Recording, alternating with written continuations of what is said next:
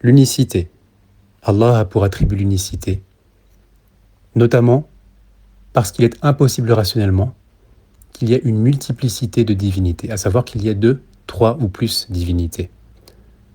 Divinité au sens propre, à savoir un être qui mérite d'être adoré du fait qu'il est le seul à créer, le fait qu'il est le seul à faire surgir du néant à l'existence. Seul Allah mérite cela. Seul Allah est la vraie divinité. De même, ceci veut aussi dire qu'Allah n'est pas un corps. Il n'est pas divisible du fait qu'il n'est pas un volume. Il n'est pas contenu dans un endroit. Il n'est pas contenu dans une localisation. Il n'est pas dans la création. Il n'est pas à l'extérieur de la création.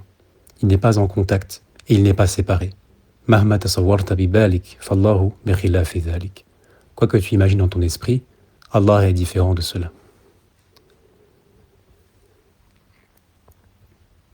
Allah a pour attribut la vie. Ceci est rapporté dans les textes, et ceci est digne de la divinité. Une vie qui n'est pas comme la vie d'autrui, qui n'est pas faite de chair, de sang, d'os, de moelle, et ainsi de suite. Il a pour attribut la toute-puissance, autrement dit l'omnipotence. Allah est tout-puissant sur toute chose. À savoir que si Allah le veut, il crée les choses qui acceptent l'entrée en existence. Et s'il le veut, il ne les crée pas. Et s'il le veut, il peut anéantir des choses qui sont entrées en existence.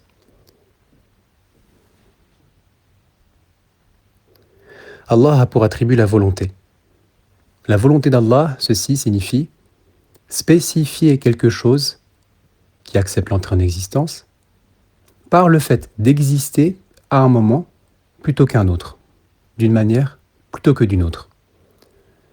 Notre volonté, celle des créatures, elle est existante et elle est confirmée. Nous avons une volonté.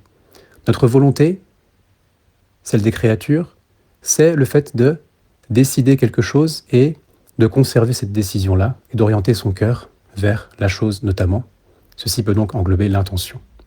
Mais la volonté s'agissant d'Allah, c'est tout autre. C'est le fait de spécifier les contingents, les choses qui acceptent l'entrée en existence. La volonté d'Allah, elle spécifie la volonté des créatures.